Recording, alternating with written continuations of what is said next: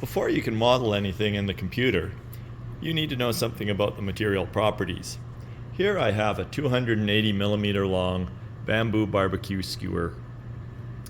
I've got it lined up as squarely as I can get it between the drill press and the scale. Activating the scale and letting it tear means that I can come along and apply load onto the member. As you apply load, you'll notice that it starts to buckle, in this case at about 13.6 newtons, or 13.6 kilos. After that, the force starts to drop off.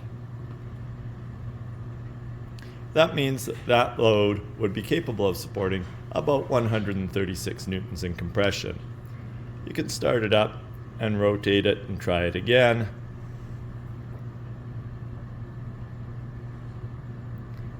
But having bent once, it comes to it a little bit lower load this time. Now, it would be important to try this on a number of different pieces because I had my students do multiple tests under different loading conditions.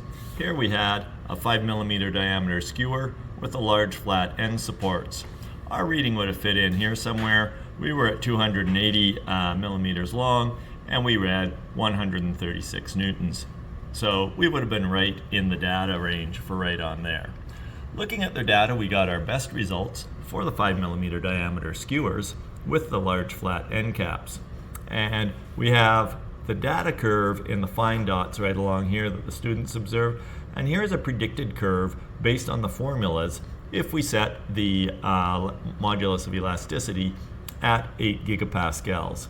So you can see that matches up pretty closely. We tested with some other end conditions and the results came out reasonably closely, but this one gives us some really nice readings. One thing that we can be pretty confident of is that when you put a compressive load on a member of 240 millimeters, that if you put 200 newtons of load into that member, it's probably going to fail because you're beyond this buckling point right here. Having a chart like this predicting the failure point of your members at a number of different lengths is probably a really good idea. You can learn a lot about this by studying column buckling equations and in fact Euler's buckling formula, and you'll find videos discussing that online. This is good for long, slender columns. Short, thick columns behave in a slightly different way. Another way to learn about the properties of your bamboo BBQ skewers is by doing a 3-point bend test. The 3-point bend test allows you to learn more about the elastic modulus of the skewer. Here's the formulas for a 3-point bend test. And you'll notice that it refers to something called I, which is referred to as the moment of inertia or the second moment of area. And really, it's got little to do with either moments or inertia, so just ignore that part of the name. Anyway, the formula for the moment of inertia for a round object is pi r to the 4th over 4, and the units are in millimeters to the 4th.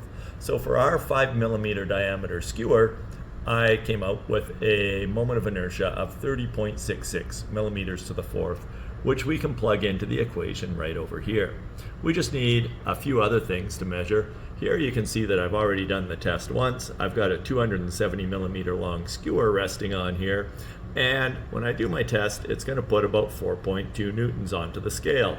That means that I have to have 4.2 newtons pushing up on the other end of the rod to keep it from going into rotation. Got to balance those moments.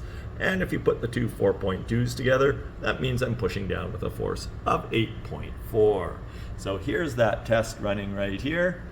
You turn on the scale, it's tiered. You can see these 3D printed supports are designed to hold it just ever so high, 10 millimeters in this case, higher than the blocks.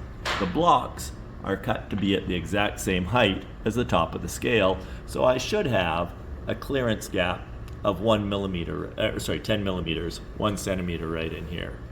If I put mass on there and I push down right there, well, I've done this a couple of times before, I'm getting a reading of 404.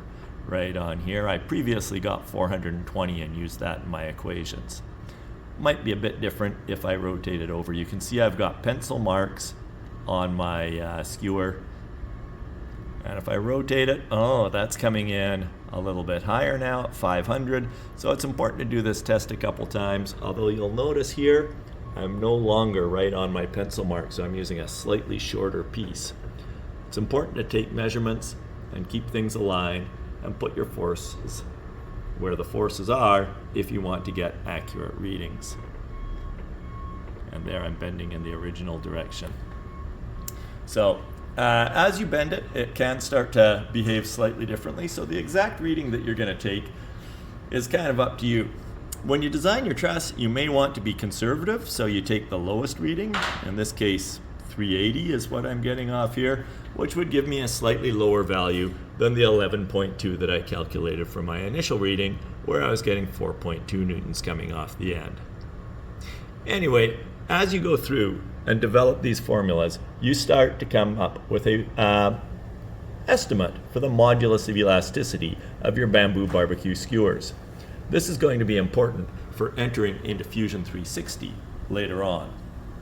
Simple jigs and simple procedures with some pretty profound engineering formulas can give you a lot of information about your material and help you model larger structures.